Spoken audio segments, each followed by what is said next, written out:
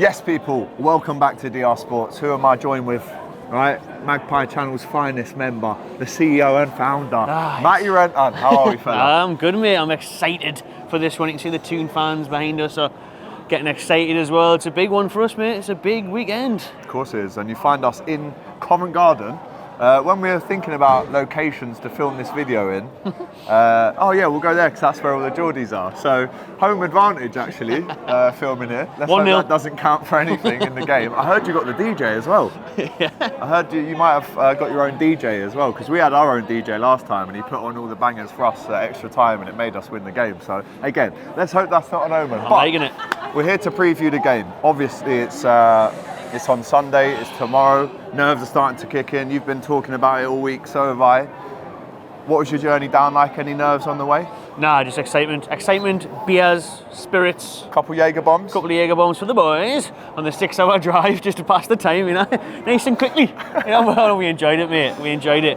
And I think there'll be a lot of sore heads this morning, tomorrow morning, hopefully Monday morning. Well, for good or bad. for the right reasons. For the right reasons.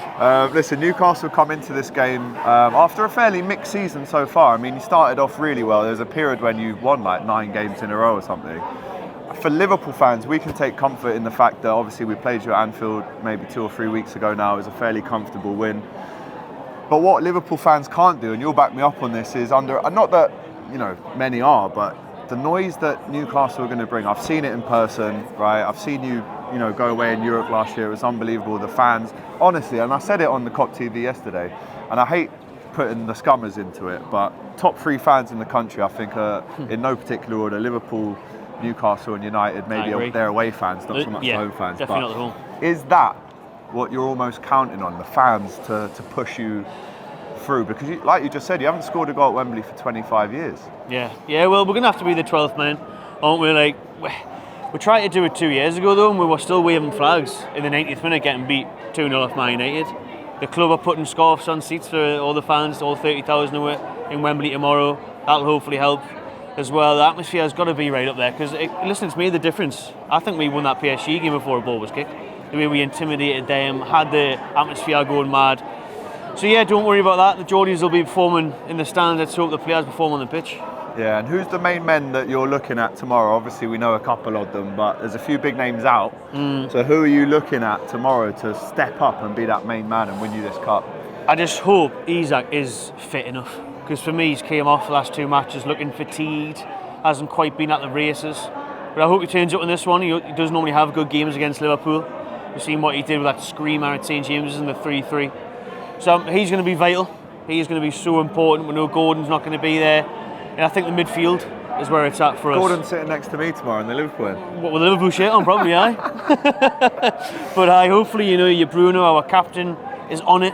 Sandro Tonali, he knows what it is to win things. He's won the Serie A with Milan. So these sort of things have got to bode in our favour. We still, with the injuries, we've got a much better team that played 2 years ago in that Carabao defeat to Man United. So if those players turn up, even Trippier, the experience of him, I think we've got a good chance. Talk to us about the updates on the injuries and the suspensions. So no Lewis Hall, no Sven Botman, no Anthony Gordon.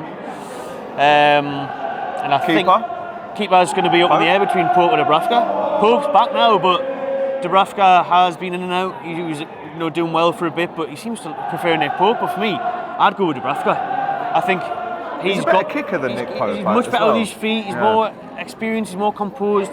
Nick Pope looks scared to dive now. After his shoulder injury, he's scared to dive. It's like having a pilot scared to fly. Can't have a goalkeeper scared to dive. It's your job. Do your job. Do your job. So get Dubs in. Get Dubs in, yeah. Get Dubs in. From a Liverpool perspective, obviously we've got a couple of names out. When Trent got injured the other night, I was 20 feet away from where he got injured, sending me the eye emoji straight as he's walking off the pitch. So I agree, that would have given you a confidence boost. Definitely. Obviously Konate went off as well. But in terms of us, Gomez is out. Conor Bradley, who was actually man of the match in the final last year, whenever Trent isn't around, you look to Conor Bradley, he's injured. And Quansah, obviously there was question marks around Konate, but Quansah will be one of the first names on that team sheet in terms of a right back. A couple of question marks who he plays, but yeah, Bradley out, Gomez is out, great utility player as well. But apart from that, it's looking like Liverpool are full strength. How do you react to that, knowing as well Liverpool's recent record at Wembley, even with all those injuries last year? Well, the Liverpool record is very worrying, isn't it? What do you call it? Anfield South? Anfield South. Yeah, so I mean, we know our Wembley record's the complete opposite. It's absolutely horrendous. So we're going to have to get down that left-hand side, though. We really are. I think that's the weak point, obviously, with Trent being out. Harvey Barnes needs to step up. You know, he signed for near on 40 million. He's had problems with injuries, but he does still have a good goal output. And he got the assist at West Ham the other night.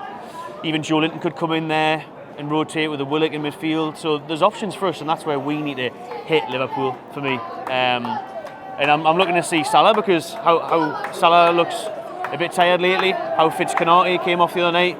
So there is pluses. Yeah, I think with the Konate one, when he came off, as the Geordies raised up the volume in Covent Garden. But with Salah the other night, he was really poor.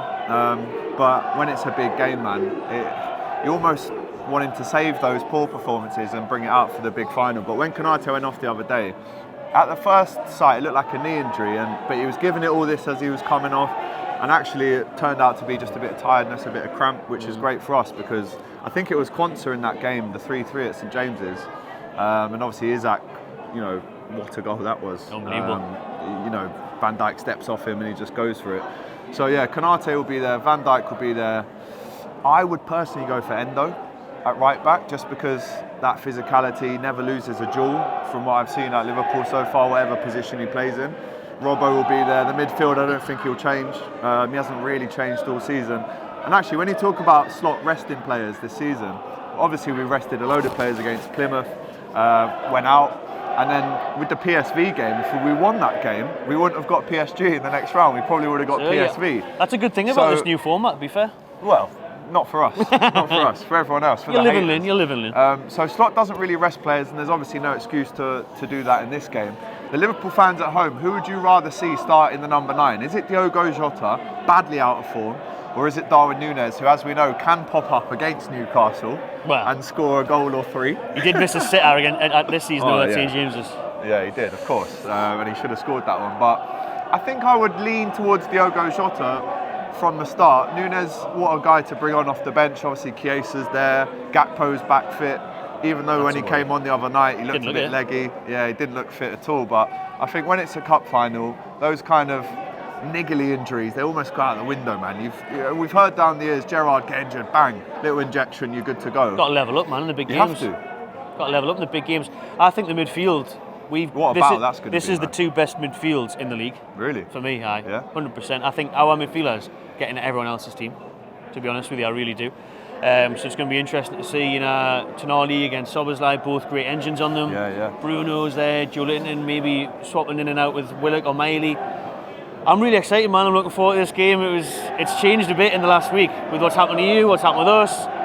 And maybe because you're here now and you're soaking up the atmosphere and you start to believe, the pain's start flowing and there's just something in the air. What is that smell that you can smell in the air?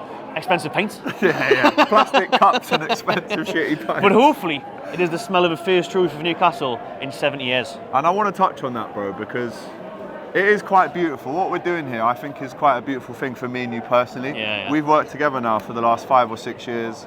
I've been so invested in what you do, personal level, and I am desperate for Newcastle to win a trophy. Sure. And I've said this to you before, and I was gutted when you went out the FA Cup. So I was thinking, you can have that one, we'll have this one. We've probably had a better chance of winning that than this one, probably, even though we're in the final. Genuinely, because of the route, Because the team's still in it. But I think for Liverpool, we have to almost take that on board. We know how long it's been since you've won a trophy. We can't allow the occasion to overrun us. And I think out of the two teams, if there is one team that is used to the occasion, gets over the line, it's Liverpool. But that still doesn't give me total confidence, because it is a final and anything can happen. Oh yeah, anything can happen, and I hope that's the case now. Because in finals we used to, the thing being happening being Newcastle losing. So our record stinks there. So hopefully this is the time it changes, because this is make or break for us. Like if we get this first trophy, I think it just changes everything, like it did for Man City. We need that monkey off our back, because it's so frustrating when every time we do get to these big games, and obviously the conversation is the weight, the drought. We need that to change, man. We need that to change and hopefully kickstart a bit of success. And every Liverpool fan in the world was hoping that Newcastle beat Manchester United 2 years ago at Wembley. Loris Karius. I should have told you what happened to him in finals, bro. Like, he Never could have gonna happen, saved the was first it? goal, couldn't Yeah. he? But yeah, talking about that midfield battle, I think that's the key area of contest tomorrow, because, as you say, our midfield has rarely changed. They've all kept fit. A little bit leggy from Szoboszlai and Gravenberch in the last 2 games. He actually dragged them off at half-time against Southampton at the weekend, which wasn't a great performance from Liverpool. But that 3 that we've got is so balanced. You've got McAllister, who's the technician, you've got Sobbo, who's the legs, and you've got Gravenberch, who just kind of ties it all together. He's got the legs, but he can turn on the half space. How is that match-up with our balanced midfield against your super balanced midfield, with Joelinton with the power, Tonali with the legs? You've obviously got other lads, Miley, Willock, that can slot in there as well. That is where this game is won or lost, I think. It is. I think Bruno against Hugh McAllister is interesting at the South American battle there. Both very good footballers. Tonali and Szoboszlai are the engines, and then Joelinton and Gravenberch. More so Joelinton's the warrior. Do you know what I mean? Physicality. Getting stuck in, getting in your faces. And then it's going to come down to who can do the job up front. You know, is it going to be Mo or is it going to be Alex? Yeah, and don't forget Callum Wilson, by the way. I know, you know, it's probably time for him to move on in the summer. Be a nice story for him, mate, if he was the one to score a goal and win us a trophy, because he's been at Newcastle for several years now, and he's our number 9, and he's been through the very, very dark days of Steve Bruce, of Mike Ashley, you know, so I remember them days. It'd be poetic if someone like him could lift a trophy in black and white. Yeah, you say that, and we will get into our score predictions very shortly. You're obviously hosting Box Park Wembley tomorrow. I did it last year, you did it the year before. Such a great experience. The fans are what makes a final like this. Definitely. And I think, as I said, bro, I hope you'd agree, Liverpool and Newcastle fans, 2 of the best in the country, man. So we'll see how we get on, indeed, in that one. But right, no messing around now, fella, right? I can actually guess what your score prediction is going to be. Can you? Do you want me to do it for you? Yeah, I want you to do it. He is going to say, and be honest, right, I'm going for Liverpool win. He's going to say 2-2 Newcastle win on pens. Ooh, it was, you know what, it's 50-50. That was the Newcastle on pens, or 2-1 Newcastle. In extra time or 90? No, 90. In 90, yeah, but I could see, that's what I was flip-flopping between this morning and another show, saying pens or a close 2-1. And well, after our pens in the week, you'd probably want pens, wouldn't you? Yeah, absolutely. I don't know, like. But our Wembley pen record is sensational. Being waiting 120 minutes in pens. It's the worst way on the to toss finish. Of a penalty shootout, doing a first trophy in 70 years. And whose end do you get? That's raw, so important, man. Mate, so important. Like PSG the other night when the sirens and the horns. Mate, I was right next to him. I was hating that. And then I was watching. But how do you win the toss and choose your end? And then you see Fenerbahce Rangers, and it's all in front of Rangers fans, and they win. It's always the case, man. So. And when it was Chelsea a couple of years ago, it was in front of our fans. Obviously, Kepa blazed it.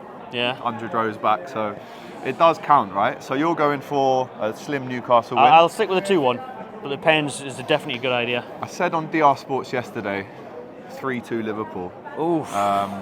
It would kill me, the stress, man, but at the end of it, it would be worth it. But also, if you score the first goal, I think that gives us an extra bit of momentum, a bit more aggression going into the second half, because we said it before, Liverpool are a bit of a second half team this season, aren't they? Yeah. I do think we'll take the lead. Isak, you'll level it up, maybe a Szoboszlai, and then Harvey Barnes with a late winner. Barnesy. Harvey Barnes. Oh, or God. Joelinton. Actually, maybe Joelinton. Joelinton Big as Joe. well. Yeah, listen, this is set up perfectly, especially with Liverpool going out. I think the importance of this game after going out of the Champions League, it steps up a few levels. I think if we went through against Paris, you'd be less confident, wouldn't you? Yeah, but in the same way, you would then also be focused on the Champions League. Now this is you can lose every game of the rest of the season, you've won the league. So you all eggs in your basket now have got to be the Carabao, isn't it? So at one time, if you had have got through in the Champs, then you would have been like, oh well, we have got that game coming up. It's a bigger trophy. So it works either way for me. Well, listen, what do you think at home, right? Let us know your score predictions in the chat. Make sure you go and follow the Magpie channel. He's going to be having some unreal content from already, because you were here last night having a little bevy in the Mad Dogs pub. Tyndall's pub, I don't know what that's about. We've got to sort that out. And then on the Cock TV, we've got pre-match, during. I'm going to do a vlog of the game as well. Nice. Plus, we've got the fan cams from outside Wembley. And do you know what, bro? Whatever happens, it's a real beautiful thing that me and you are playing each other in the final after all the years of working together. Mate, so may the best team win, bro. May That's the all best I'm team gonna win, say. man. May the best team win. Smash that like button, get your comments in, subscribe, and we'll see you tomorrow. Take care.